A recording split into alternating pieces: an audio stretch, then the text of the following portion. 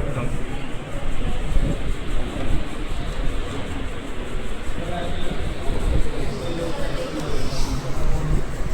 When you open the board, at least three things will be there in the board.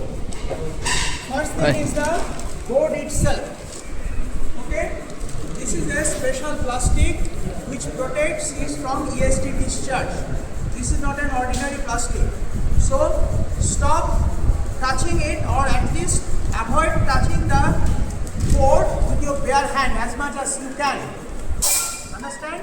Otherwise, the ESD charge that you have on your fingers can actually damage the sensitive circuit on the board. Right? For that purpose, this particular plastic is given. This is the number one thing you will be given. Second thing that will be available is this adapter. Okay? This adapter will be provided to you. And third thing that will be provided is that USB cable. This USB cable will be slightly different for Spartan 6 at least board. Right? For Spartan 3, what you have a type and you have a type B here. Okay?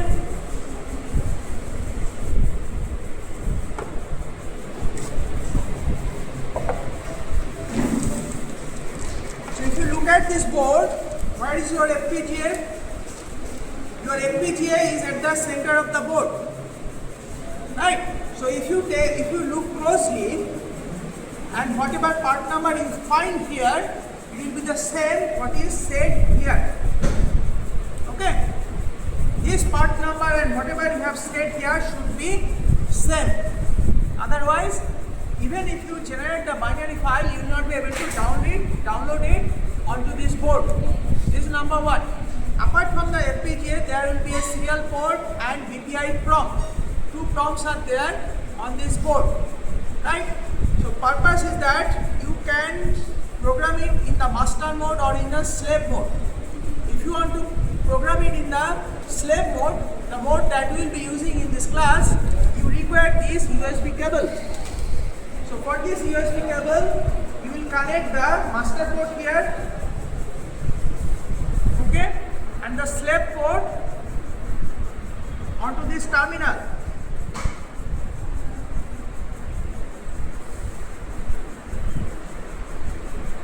So whenever you insert something, always give a support.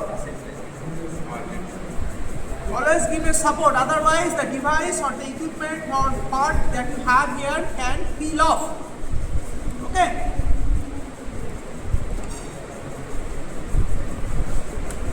So this is the master slave mode. Master is your CPU and this is the slave mode. In this mode, you do not download your binary file onto the PROMs available on the board. Understand? The alternate is program it or configure it in the master mode itself. So in that case, you download the binary file from the PC onto the onboard PROM of the board. So then next time you switch on, the board will boot from the PROM on the board. Okay, in the master slave board, there will be a default program on the board, on the PROMs, and it will boot from there and you will see a lot of things. But once you download the binary onto the board, that all will be overwritten. But if you switch it off, that program will be erased. The binary file from the FPGA will be completely erased. Right? So this is the master slave mode, another is the master mode. Understand? Next, what you have here,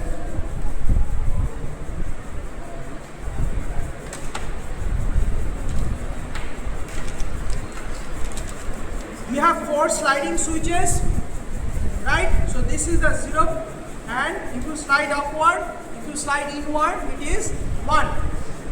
Spartan 6 has 8 switches. Okay. Next, on top of that, you can see there are 8 beads, white beads. So these white beads are nothing but surface mounted LEDs. Understand? So in Spartan 3 starter kit, you have 8 sliding switches and 4 sliding switches and 8 LEDs. Understand?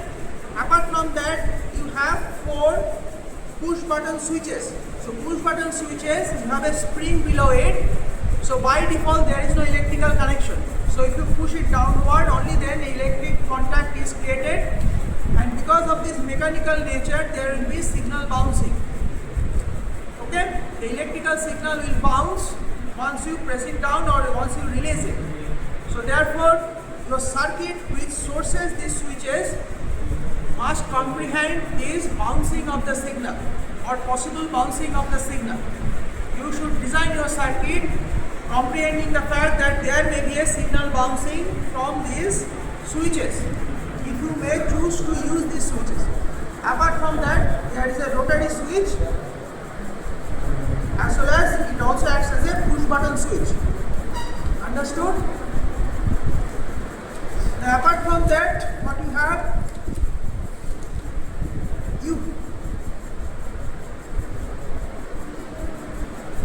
you have this 6-pin header.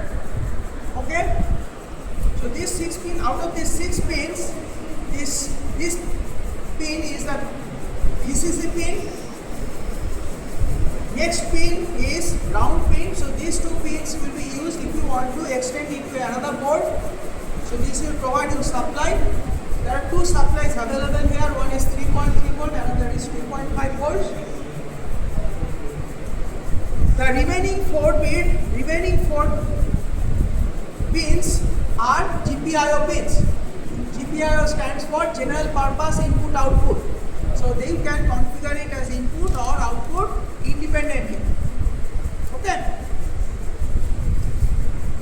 Now apart from that, you have these headers, but we do not have this specialized socket for that, so we cannot use it unless you buy it from some source. They are not readily available. Now you have this 100-pin connector, and this is a high-speed connector, and this is known as Horacio connector. Okay, so this is known as Horacio connector, Japanese name. So if you want to take a high-speed connection to a daughter card, so then you have to connect a flat ribbon cable, FRC. Okay, so the other part of the socket has to be connected on the FRC, and that has to be pushed inside this. Okay, so this is for high speed extension to a daughter card. Okay, so apart from what you have, something of use, you have this 2-line LCD monitor. So this 2-line LCD monitor is mounted on a mezzanine daughter board. Okay, so below this board you have the controller of this LCD monitor. Okay, so each line that can display is 16 characters. Each character is 1 byte. Okay, so therefore 8 byte plus 8 byte, 16 byte can be printed at a time.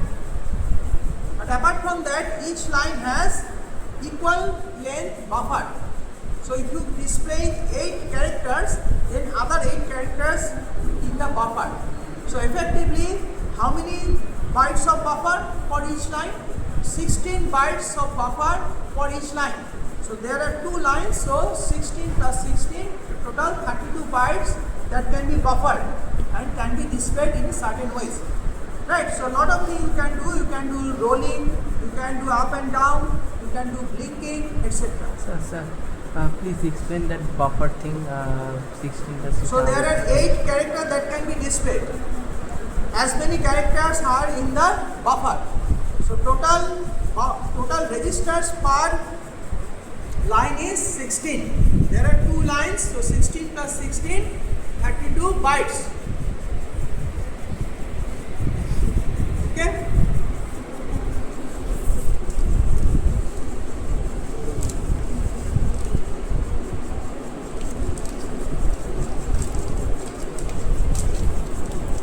Now apart from that, you have RS-232 ports. Okay. You have a PS, most probably PS2 connector. this is for mouse and keyboard.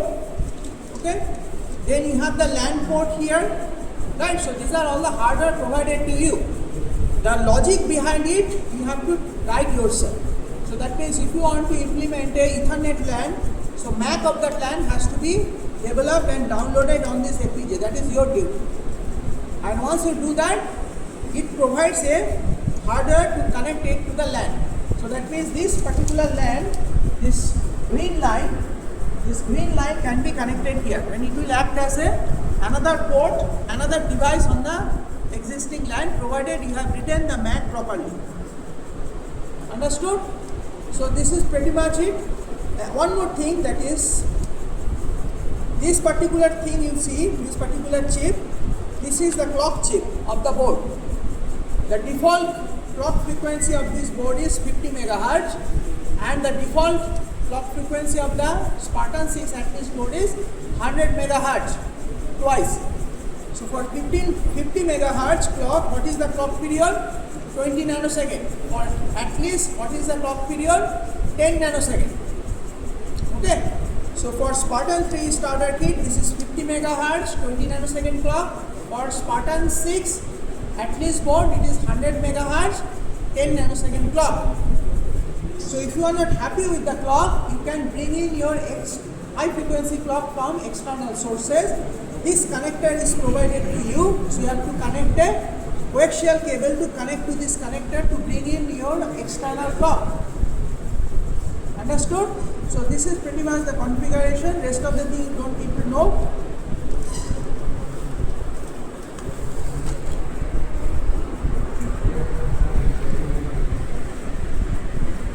What is this?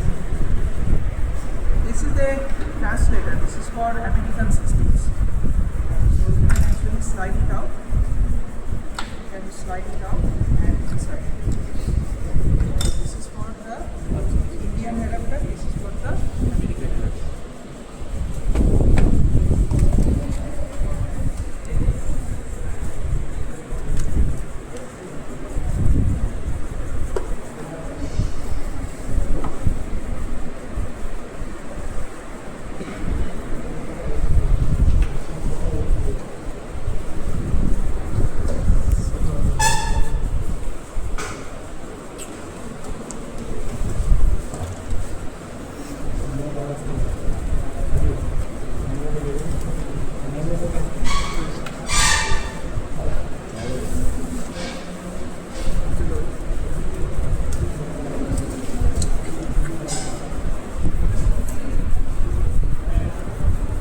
Now I am sending you something on the WhatsApp, okay? WhatsApp का मुझे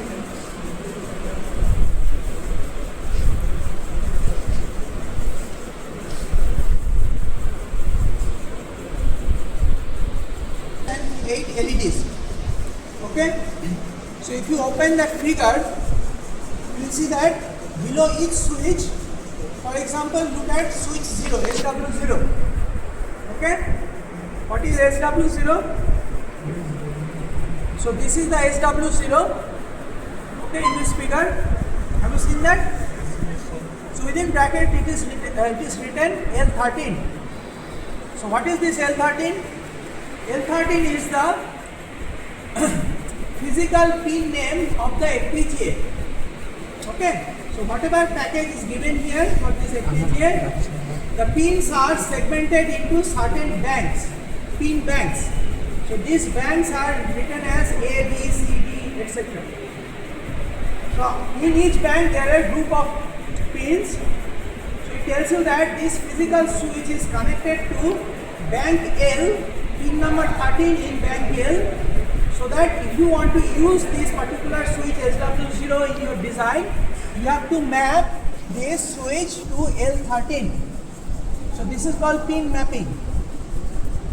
Next figure that I have sent is the figures of the LEDs. So if you look at the rightmost LED, this is written as LD0. Right? So what is the LD0? This LED which is closest to the edge. So LD means the LED number. So 0th LED, you can see at the bottom of it, within first bracket it is written F12. So what is the F12? It means that this particular LED is driven by the 12th pin of band F of the package. So that means if you want to map something, if you map an output to this particular LD0, then you have to map this F12 pin to your design, right? So this pin mapping has to be written separately. This file is known as UCF file. UCF stands for user constant file, and the constant that we'll be using are called location constant. Understood? Understood or not? Yes, sir. Very good. So now see what is this sample UCF file.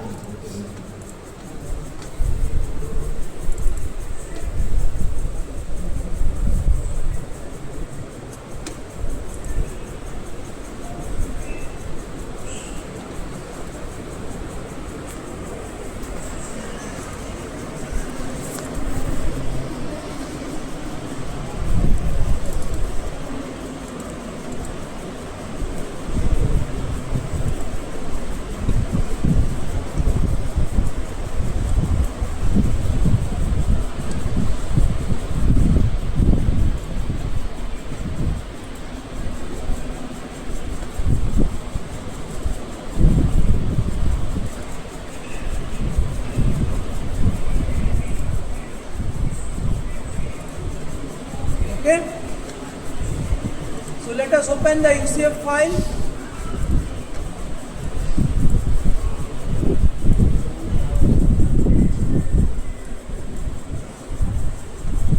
Now what is the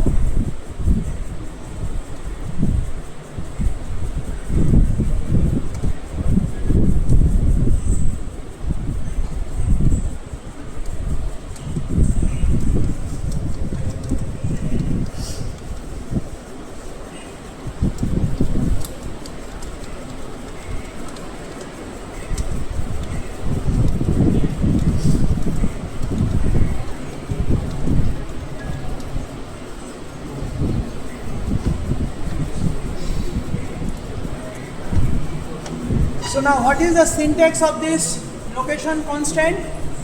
Many things can be localized. So first thing that you localize is pins of your design. Okay, second thing you can localize is certain logic elements. Okay, certain registers, certain memories, etc. can also be localized. Okay, so we will not go into that detail, we will only localize the pins. So what is the syntax? Syntax is net. Net tells you that what is the logical net that you are mapping to a physical pin. So then it is the logical name of the net. Okay, so where is that net? Where you will find this net? You will find the net in the description of your black box. That is the entity list in VHDL and module list in the Verilog. Okay. Then followed by LOC. LOC is a keyword, is a key token of the syntax. You cannot change it. LOC stands for location. Then location equals to the physical pin name of the FPGA package. Understand? So let's do it here. So we open the design. We look at the black box. For FPGA, black box is the entity. For Verilog, black box is the module. So what is written here? X1, X2, X3. Right? So these are your inputs. So input has to be mapped on these switches. Okay? So I ask, so I invite this particular group. What number group is that? 5. Group 5 to select 3 switches from 4. Out of 4, select 3 for X1, X2 and X3 mapping. Which one is your X1? Select one. This is X1. This is X2 and this is X3. Very good. So then we go back to this pin. Then we write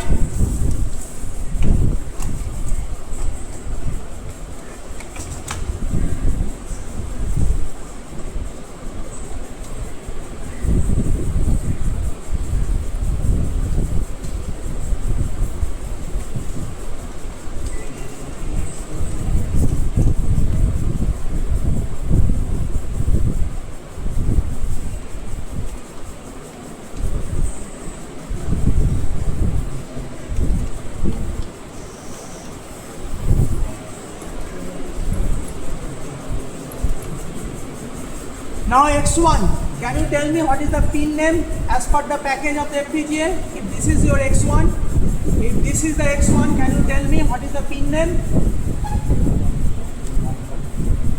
Huh? So this is L14. So you write L14. So this maps your X1 to L14. So can you tell me what is the mapping of X2? H18. So can you tell me the mapping of X3? Then N17. So this is the mapping of the inputs. Now come to the outputs. What are the logical names of the outputs? Y1 and Y2. Yes, sir. So why do you want to map it? Select your LEDs out of 8. You require 2 out of 8. Completely your choice.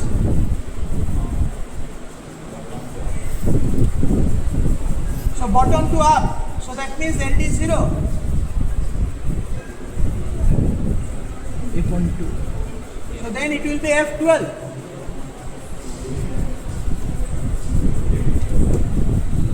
এগুলো আউটপুটের জন্য তাই তো sir? হ্যাঁ।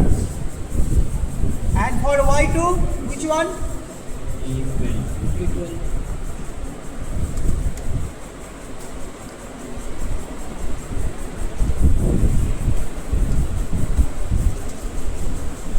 So this is your pin mapping file. So name of this file is called user constraint file. Accordingly, the extension of this file is UCF.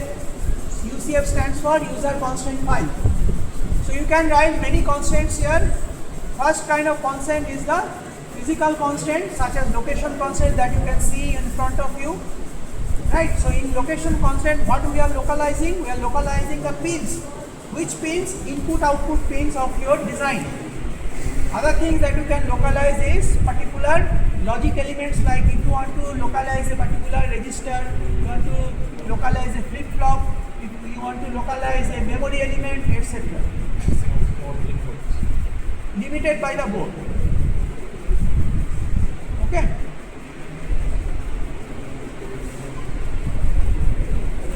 Then what else you can write? You can write timing constraint. So timing constraint we will see in experiment 4. Okay. So in timing constraint you specify what is the clock frequency, what is the duty cycle, what is the skew, etc. If there is an input time, if there is an output time, etc. Okay. So those are for experiment 4. So for this experiment 2 and experiment 3, we are dealing with combinational logic.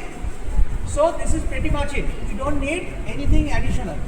Right? We do not need to define clock because we don't have clock in our design. Sir input আর output select করে এর মধ্যে initial connection হয়ে গেছে sir? হ্যাঁ?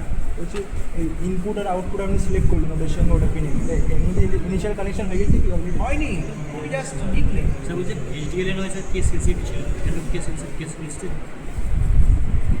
ছোটো হাতে বলা বলতে পারবে না। ওখানে স্যার ওখানে ছোটো হয়ে গেছে। থাকতে দাও। স্যার আপনি ওই ফাইলে কী করলেন স্যার লাস্টে? ওইটা কি বললাম? আচ্ছা ঠিক আছে। This is completely your choice. But if you make a choice, then you have to write it this way. Understand? Next thing that you do is you have to include this file in your project. So go to the project, add copy of the source.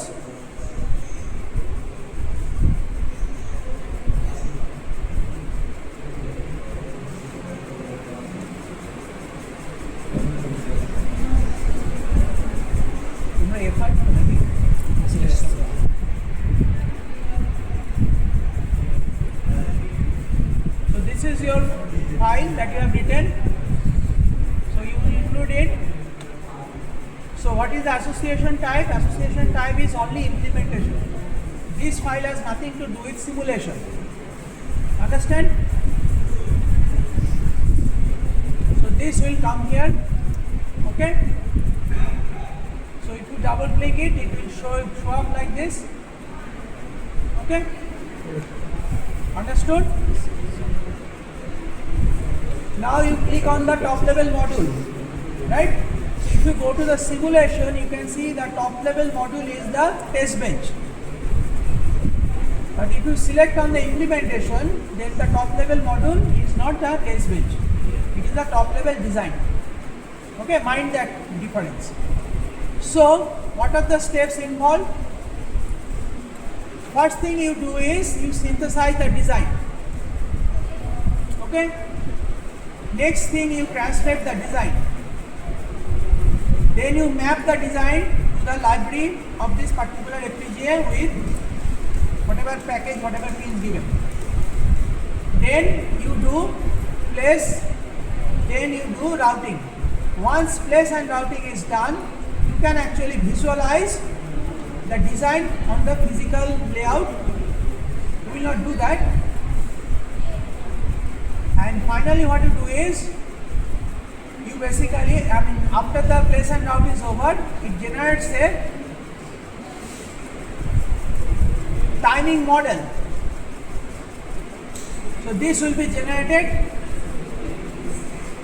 after place and route is done successfully, and you can actually see the report, how many paths are violated, how many paths are violated for setup, how many paths are violated for hold times, etc. If there is any additional constant, it will also produce a report for each of the constant. Okay, and all the constant has to be met. Otherwise, you cannot sign off your design.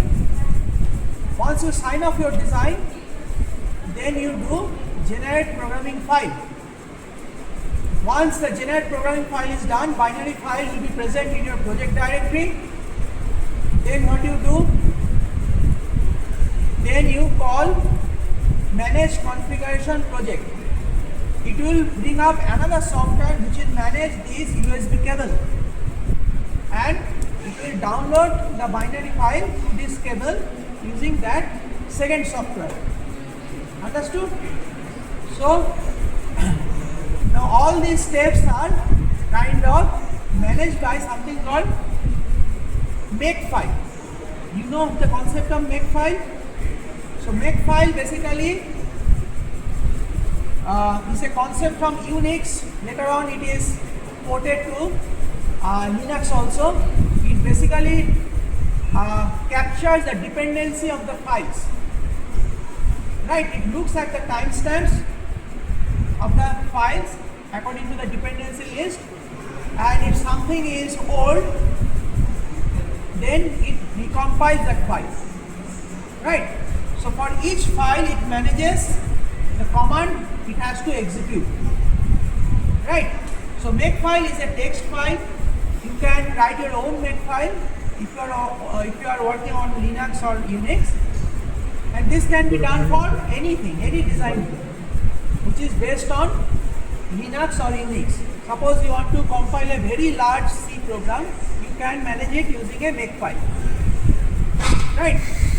Similarly for Java, for everything which is on this thing, Linux or Unix, you can write a makefile. But for this kind of Windows-based software, makefiles here in the background.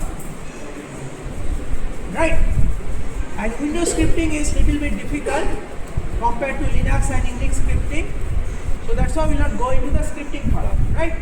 So my point here is that the makefile knows the sequence of operation.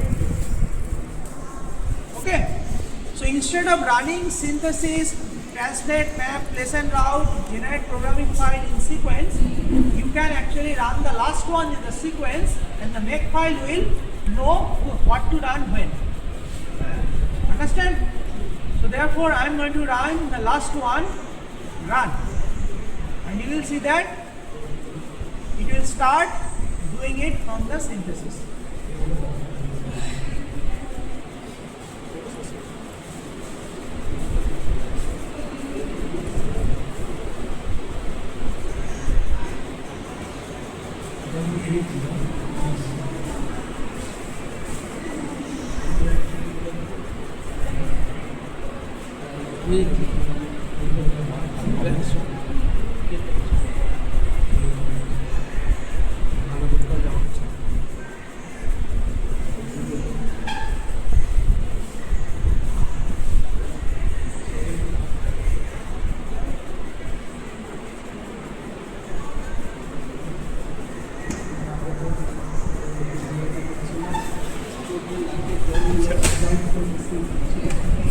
So everything is generated. Now I want to examine all the steps, if it is run properly or not. So click on the design summary. So design summary is an XML file.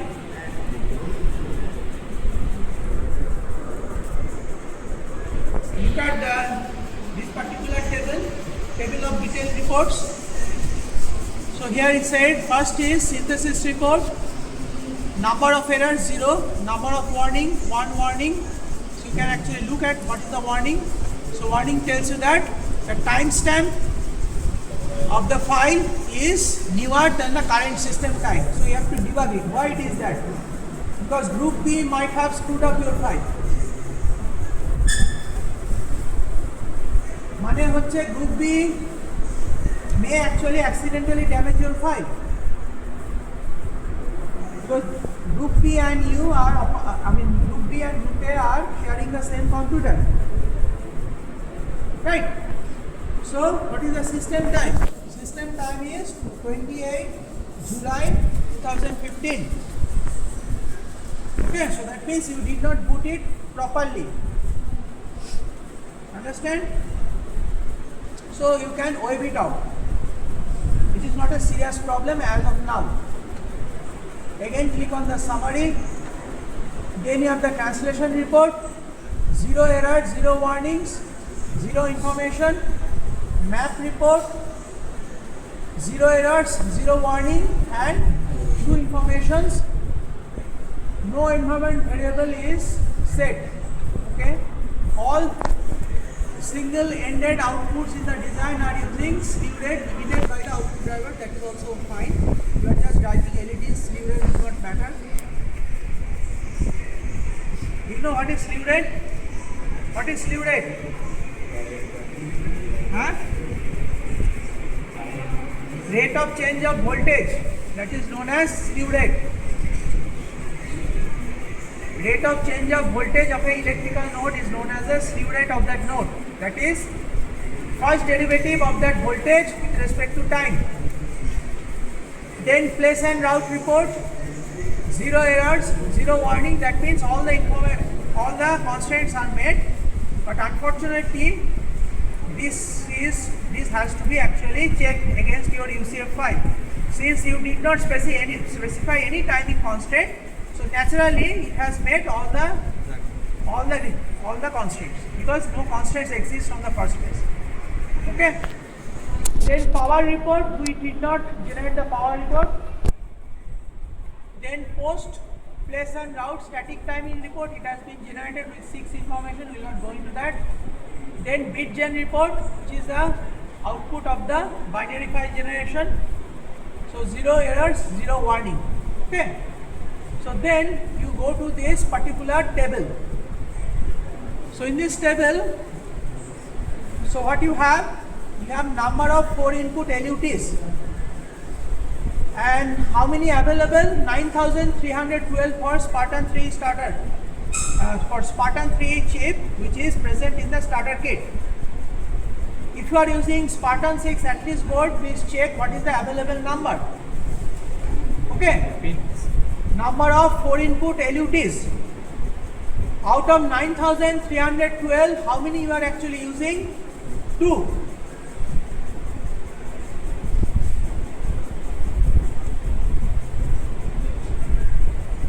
What is LUT?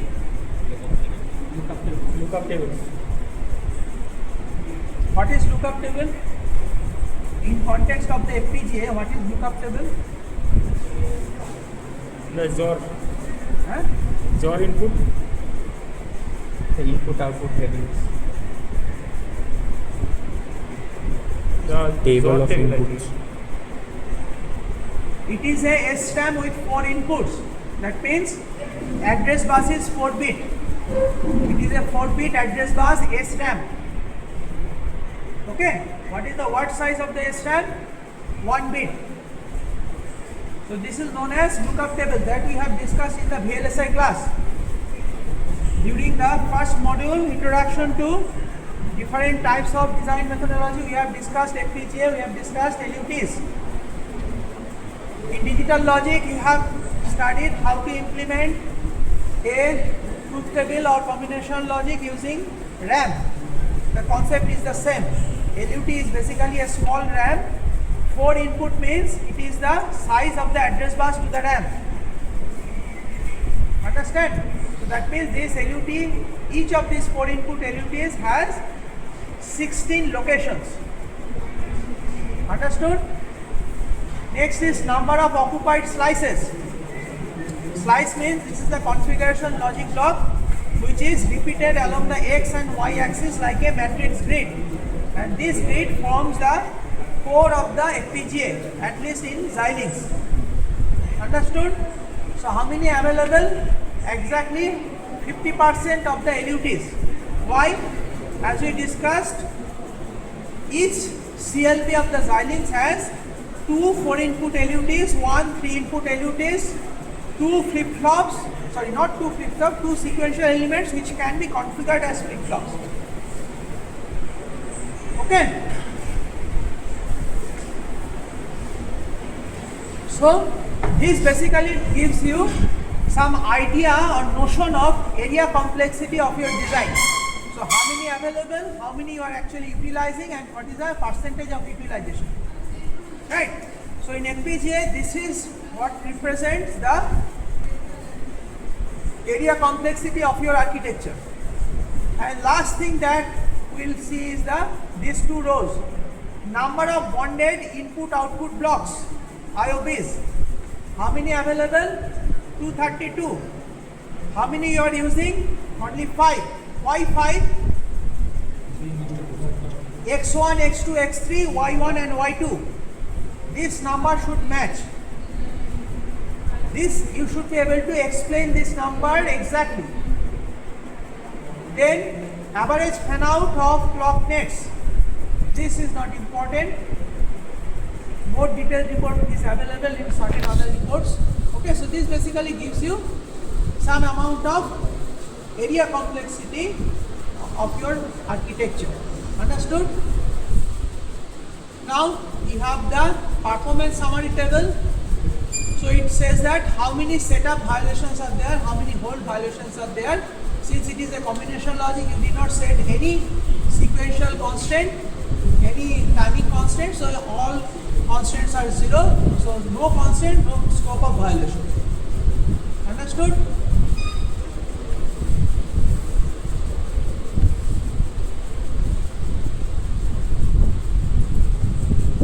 Then this is your pin report of your package, right? So this is bank number A. In bank number A, pin number 1, 2, 3, 4, and where this is mapped. Okay, and there is a comment that is a direction. It's called unused, unused, unused, etc. Okay, if something is written here, it means that it is multiplexed. The purpose of this pin is multiplexed. That means this pin is shared. Okay, so you go through it. Look at your E12. E12 is mapped to Y2. Agreed? আর কত ছিল? E12 ছিল আর F12 ছিল। এর পরে F। F12 হচ্ছে Y1. Okay? What is the type? What is the logic type? Logic type is LV CMOS 2.5 volt. LV CMOS means low voltage CMOS 2.5 volt. Okay. What is the drive current? 12 milliampere. What is the slew rate? Slow. Is there any termination? No termination. Okay. If you have differential line, the lines has to be terminated equally so that the properties of this line are exactly identical. Otherwise, the differential nature of the signal will be destroyed. Okay, understood what I'm trying to say? So if you see, there are 2 arbitrary lines. This line has a resistance of let's say 1K per some length, and this line has resistance 1.2k per some length, right? So if you launch a signal between these two lines, it will not be a differential signal. Why? Because these two lines are not identical characteristics. Understood? So the signal will attain pure differential nature only if these two lines are identical. Understand? If it is not pure differential, what will happen? Some common mode signal will be generated. Okay? This signal between these two lines will be divided between common mode and differential mode. So that's why it is important that you maintain these two lines exactly, all the properties. So for that purpose, you need to terminate this line at the end. At the end of the metal wires, you need to terminate it with proper capacitor or resistor, whatever. So it says that it is not terminated lines. Understood? What am I trying to say? So this way you can actually look at the timing report, equivalent spin out report. Then it also gives you a very nice report that all signals are completely routed. So it may happen that your design is so complex that all nets are not routed on your first trial. So you have to do it trial and error, change your UCF file, and finally you will have a time that all signals are routed. Okay? So all signal routed is a very nice report. Okay? Then you have the clock report. Summary data is not available because you did not define any clock, because it is a purely combinational circuit. Understood? So these are the important things that you should see in the summary. Okay? Understood? So next, what I am going to do, everything is okay and fine. So I am going to call the second software to manage the USB cable. Exactly one software. This is the second software, which is known ISE Impact. Okay. So before you do anything, your board should be discoverable by the driver of the USB. The driver on the PC should be able to discover your. If you do not power up your board, it is just a dead stone. So give power on the board. Switch.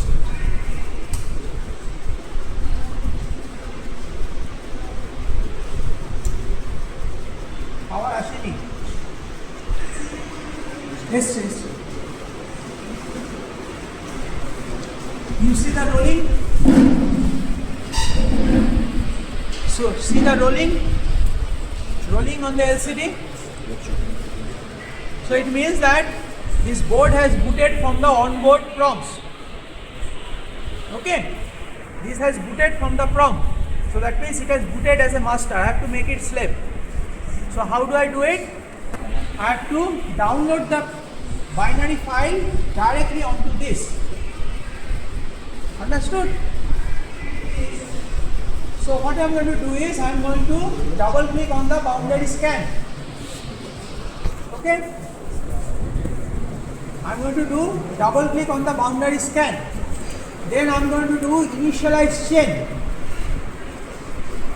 Understood? So once I say initialize chain, it will discover the shift register on the board. So this is a very large super duper shift register, which is known as the boundary scan chain. Okay? All of you should study boundary scan. What is the concept of boundary scan?